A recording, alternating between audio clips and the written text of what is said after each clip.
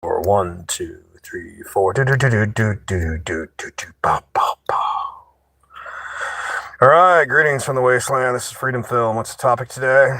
It's got to be real about it.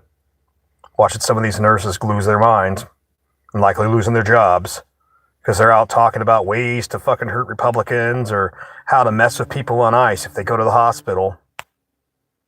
And I bet there's one consistent thing, just like with the gutter punks that are on Section 8. A lot of these people, they ain't starving. They ain't worried about being in the cold. They got no real problems. And I think it's a lot of it. And I just like to talk about this. Because I think once this stuff becomes unpopular, they'll stop screaming for it. Just like a lot of other so-called social movements. Bunch of bored suburban scumbags and gutter punks. That's where these alleged protests are coming from. Yeah, this is Freedom Phil, like, subscribe, let's get into it, and always turn up the video speed. And why do I say that? You know, it's like this, man. When I upload something, you should be watching at 1.75. And why? Because why not watch more videos? That's why the channel's called Turn Up the Video Speed. By the way, like, subscribe, let's get into it. I'm watching this particular woman go off, talking about how she's going to release her dementia patients. She's going to tell them they're there to harm them. And, you know, you ever dealt with a full-grown adult that's losing their mind? There's a lot of rage there. It becomes something almost animalistic at times because it's got, you know, there could be muscle and stuff. It might be an old person or someone that's like, you know, mentally, you know, young, but mentally unfit. But this is going to be crazy. It's going to be crazy. And the fact that this woman was saying is at the studio, and whether she was really saying it or not, that's not the point. Let's just say she wasn't a nurse. It turns out this one was. The fact that you would go out there and say something so unhinged tells me something. Not only are you a nutcase, but you're a bored nutcase. How many of these people I see, they live in a nice, normal, suburban neighborhood. They live in a place where the heating will be normal and the food, it's there. They're not worried about the cold and hunger and starving. I think there's something good to cold, hunger, and starving. A lot of people don't understand that. You know what's good about it? When you're afraid of the cold and the hunger and the starving, you think a lot more rationally. You don't go out there and start saying, yeah, we need to, you know, poison. We get some syringes and poison the people that work at ICE. Or if you're a Republican and you come in and I know you're a Republican, better watch out what type of service you get. Mind you, these are the same people saying, fuck ICE, no deports. Meanwhile, while you're waiting an extra 2-3 hours because there's a bunch of illegals that will not pay their medical bills because they're illegals and they really don't have to. You know, if someone's already gets over here, let's say they are legitimately, they got like a social security number. Well, they're illegal, so they're committing fraud to do it. Is it a logical leap to say that these same people aren't going to pay their medical bills? So you got to wait longer, and then the bills that they don't get cooked into the rest of the bill. They don't just write that shit off. Everybody else has to pay that bill. So I'm kind of interested in all these nurses. And by the way, you notice some of these nurses are unionized. Isn't it funny, as I'm going to be real, TFM said this ages ago. If the Democrats win, they rot everything from inside the institutions. When they lose, they send out their foot soldiers. They send out the union members, the school teachers, try to send out the kids.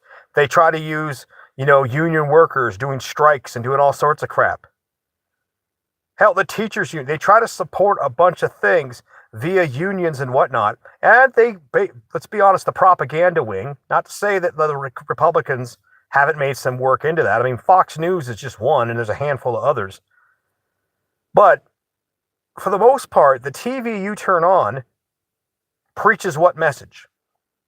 America's not so great. Screw America.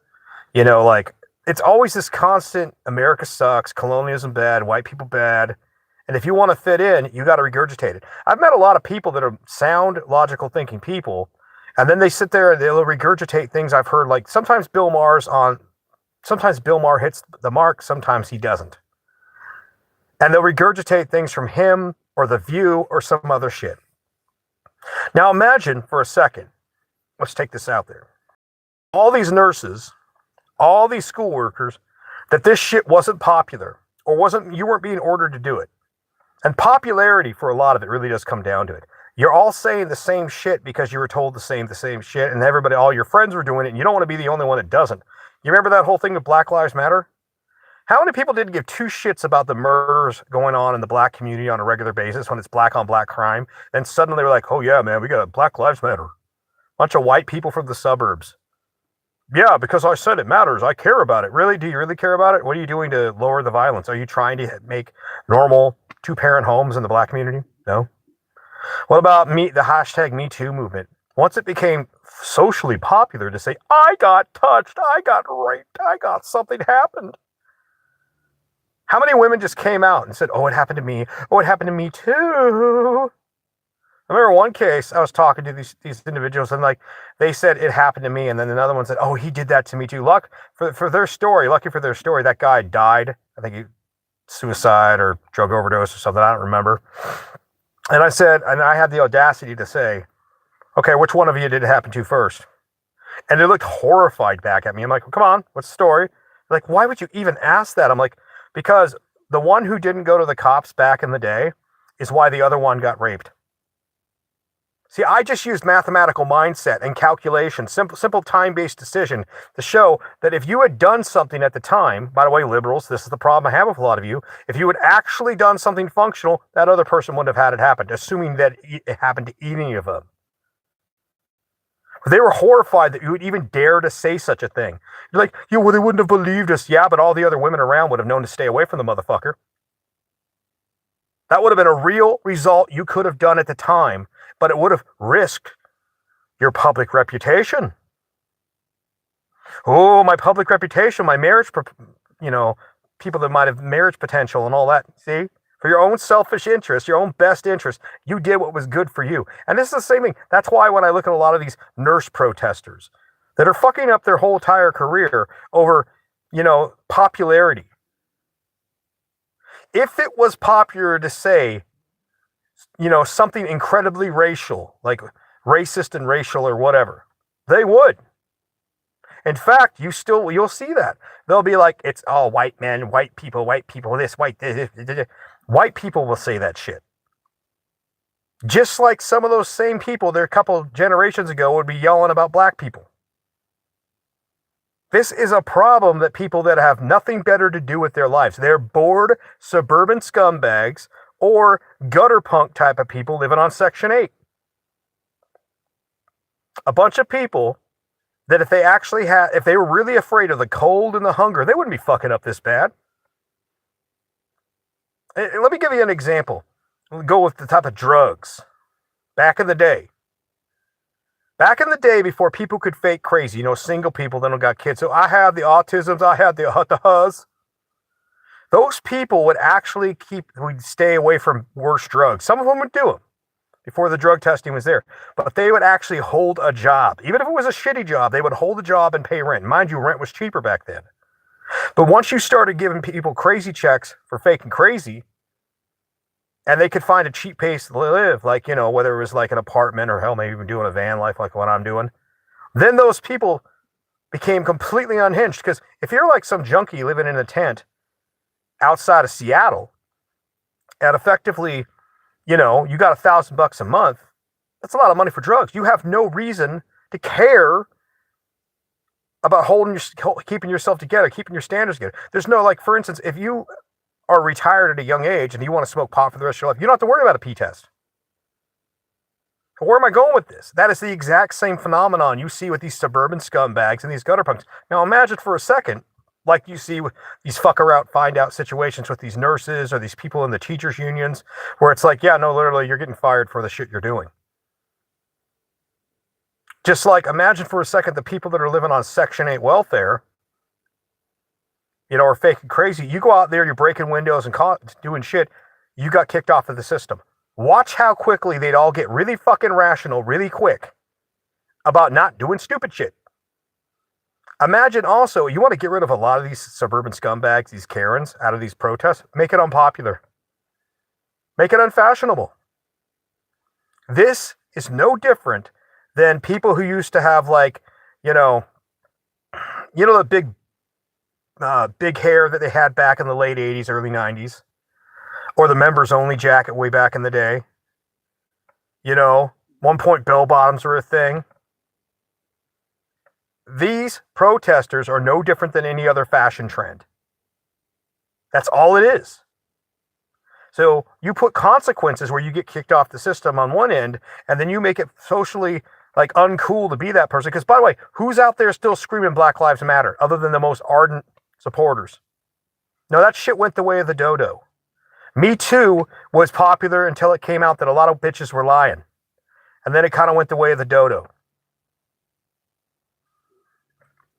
Most of the problem we have in America is it's the fact that we have it so good that we need to invent problems to fight.